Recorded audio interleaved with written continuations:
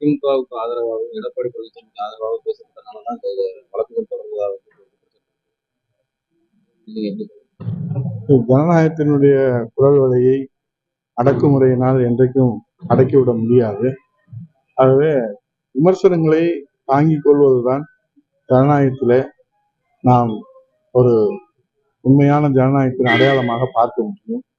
அந்த வகையில விமர்சனத்தை தாங்கிக் கொள்ள முடியாத ஒரு அரசாகத்தான் இப்போது இந்த நிகழ்வுகள் எல்லாம் நமக்கு எடுத்து காட்டுகிறது. ஆகவே இது மாதிரி தொடர்மையானால் மக்கள் இதற்கு தகுந்த பாடத்தை போட்டுவார்கள். எங்கள் புரட்சி தமிழக எடப்பாடியார் இது குறித்து விரிவான கண்டன அறிக்கையை தெரிவித்திருக்கிறார்கள். ஏனென்றால் பத்திரிகை துறை என்பது ஜனநாயகத்தினுடைய மிக முக்கியமான அங்கம் நம்முடைய பத்திரிகை துறை. ஆகவே அவர்களை சுதந்திரமாக செயல்பட நாம் அனுமதித்தால்தான் இந்த நாட்டினுடைய நிலைமையை அவர்கள் படம் பிடித்து காட்ட முடியும். அதிலே இப்படி அடக்குமுறையை நாம் கையாண்டோம் என்று சொன்னால் இந்த அச்சுறுத்தல் என்பது இன்னும் அவர்களை வீடு கொண்டு எழச் செய்யுமே தவிர அவர்களை எந்த வகையிலும் நாம் அச்சுறுத்தி பணிய வைத்து விட முடியாது. பத்திரிகை துறை சார்ந்தவர்கள் இருந்தால் அவர்கள் எல்லாம் அவருடைய கத்தி முனையை காட்டிலும் பேனா முனை வலிமையானது என்பதை கடந்த கால ஜனநாயக வரலாறு நமக்கு எடுத்து சொல்லியிருக்கிறது. புரட்சிகரமான வரலாறு எடுத்து சொல்லியிருக்கிறது. அதை தற்போது இருக்கிற முதலமைச்சர் முத்துவேல் கருணாநிதி ஸ்டாலின் புரிந்திருப்பார் அல்லது இந்த மக்கள் புரிய வைப்பார். பல்வேறு வெடி விபத்துகள் தமிழகம் நடந்துகிட்டே இருக்கின்றது. நடவடிக்கை என்பது அமைச்சர்கள் பேர்லயும் சரி யாருக்கு சொல்ல கூட வெளியே வர மாட்டேங்குது. இதை பத்தி உங்களோட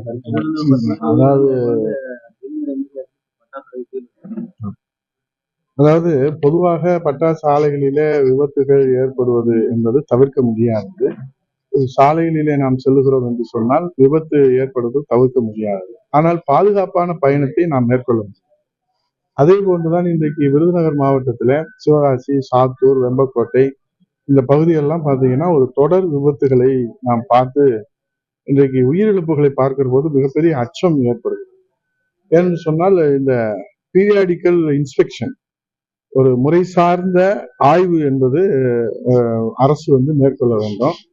அப்போது ஆய்வின் போது விதிகளை மீறி இருக்கிறார்களா, அது முறையாக செயல்படுகிறதா, தொழிலாளர்களுக்கு பாதுகாப்பு இருக்கிறதா? ஏன் நாங்கள் இதை வலியுறுத்துகிறோம் என்று சொன்னால் இந்த தொழிலாளர்களிலேயே உயிரை பணைய வைத்து பணியாற்றுகிற தொழிலாளர்கள் தங்களுடைய வாழ்வாதாரத்திற்காக, தங்களுடைய மருத்துவ செலவுக்காக, தங்களுடைய பிள்ளைகளின் கல்விக்காக, தங்களுடைய எதிர்காலத்திற்காக உயிரையே பணைய வைக்கும். ஏன்னா அந்த விபத்து நடந்துச்சுன்னா தீக்காயம் 50% மேல வந்துருச்சுனாலே அவங்க உயிர் பிழைக்க முடியும். ஏன்னா நான் ஏற்கனவே சாத்தூர்ல அங்க சட்டமன்ற உறுப்பினர் இருக்கிற போது இந்த வெம்பக்கோட்டை பகுதிகள் எல்லாம், ராஜபாளையத்தை இருக்கிற பகுதிகள் எல்லாம், சிவகாசி பகுதியெல்லாம் நான் அமைச்சராக இருக்கிற போது தொடர் ஆய்வுகளை மேற்கொள்ளும். நம்முடைய புரட்சி தமிழ் ஐயா எடப்பாடி வழிகாட்டுதல, தன்னுடைய இதய அம்மாவுடைய வழிகாட்டுதல நாங்கள் தொடர் ஆய்வுகளை மேற்கொள்வோம். அதனால அந்த விபத்துகள் குறைக்கப்பட்டது. இப்போ பாருங்க, நீங்க இந்த 2024 மட்டும் இந்த 5 மாத காலத்துல நமக்கு ஜனவரியில 5 விபத்துகள் நடந்தது. அதுல 6 பேர் உயிர் பலி ஆயிருக்கிறாங்க.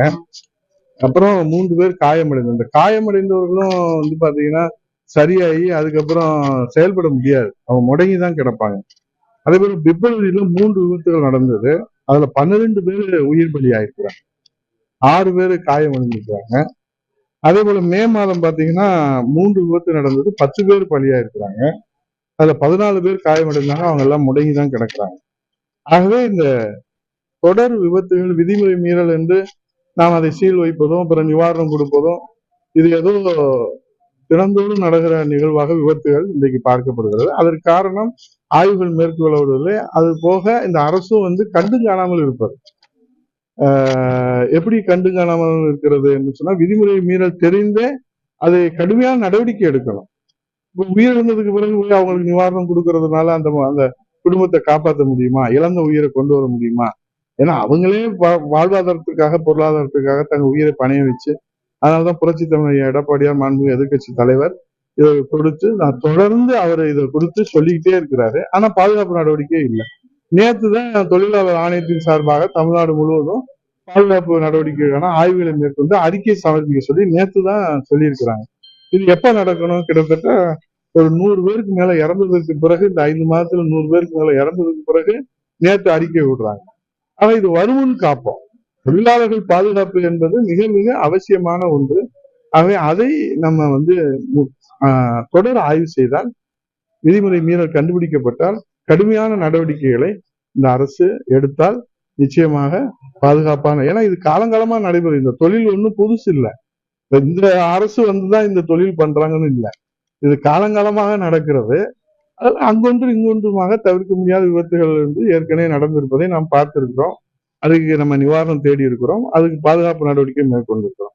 ஆகவே இந்த தொடர் நடவடிக்கை என்பது வெளிப்படையாக யாருக்கும் எந்த விதமான தயக்கம் இல்லாமல் விதிமுறை மீறல்கள் இருப்பதனால இது நடைபெறுகிறது. அங்கதான் வருவாய்த்துறை பேரிடர் மேலாண்மை துறை அமைச்சர் இருக்கிறார். அதே போல தொழிலாளர் துறை அமைச்சரை அழைத்து வந்து அது முறையா நம்ம ஆய்வுக் கூட்டங்களை நடத்தினால், அவர்களுக்கு உரிய பயிற்சி கொடுத்தால், ஏன்னா இதுக்குன்னு தொழிலாளர்களுக்கு பயிற்சி கொடுக்குறாங்க, அதை முறையா பயிற்சி பெற்றவர்கள் இதுல ஈடுபடுத்த வேண்டும். பயிற்சி இல்லாதவர்கள் அதில் ஈடுபடுகிறார்கள் என்று சொன்னால் அதற்கு மாற்று ஏற்பாடு உடனடியாக வரும். தேர்தல் அந்த ஸ்ட்ராங் ரூம் சொல்லக்கூடிய அந்த பகுதியில் அடிக்கடி வந்து இந்த கேமராக்கள் பழுதடையுது. அதுக்கு அதிகாரிகள் சொல்லக்கூடிய விளக்கம் வந்து ஏற்பதா இருக்கு. இல்ல, இப்ப தேர்தல் ஆணையம் அது முறையா ஏற்பாடுகள் செய்யணும்னு தொடர்ந்து அறிவுறுத்துறாங்க. வேட்பாளர்களும் சரி, எங்களை மாதிரி தொண்டர்களும் சரி, நாங்கெல்லாம் உயிரை வந்து அந்த சாக்குறவுக்குள்ள தான் வச்சிருக்கோம்.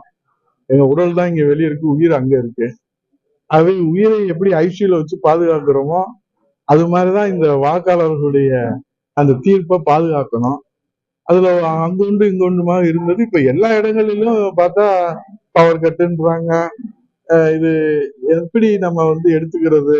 இது நடக்கக்கூடாதுன்னு தேர்தல் ஆணையம் முறையா சொல்றாங்க. அப்ப அதுக்கு மாற்று ஏற்பாடு இவ்வளவு வளர்ந்த காலத்துல, விஞ்ஞானம் வளர்ந்த காலத்துல, இவ்வளவு நம்ம உலகத்துக்கே இன்றைக்கு விஞ்ஞானத்துல நம்ம வந்து ராக்கெட் லான்ச்சர் எல்லாம் கொடுக்கக்கூடிய இந்த காலத்துல கூட நம்ம ஒரு ஸ்டாக் ரூம்ல இருக்கக்கூடிய ஒரு தேர்தல் ஆணையத்தினுடைய அந்த இதை பாதுகாக்க முடியல, நம்மளுடைய வாக்கு இயந்திரத்தை பாதுகாக்க முடியலன்னு சொன்னா இது யாருடைய இயலாமை அல்லது யாருடைய ரெஸ்பான்சிபிலிட்டி அப்படின்றத மக்கள் தான் இதை சொல்லணும். இது மாதிரி நடக்கக்கூடாது. இது நடப்பதனாலே பதக்குன்னு இருக்குது, நெஞ்செல்லாம் பதன்னு இருக்குது. எதை எந்திரிச்சு இப்ப எங்க மாத்துறாங்களோன்னு பதக்குன்னு இருக்குது, வதக்குன்னு இருக்குது. சீக்கிரத்துல தேர்தல் அறிவிச்சு தீர்ப்பை சொல்லிட்டாங்கன்னா எல்லாரும் நல்லபடியா மக்கள் பணி ஆற்றுவதற்கு வசதியாக இருக்கும். அதுல அண்ணா திராவிட முன்னேற்ற கழகம் 40 வெற்றி பெறுகிற அந்த தீர்ப்புக்காக தமிழ்நாடு மக்களே காத்து கொண்டிருக்கிறார்.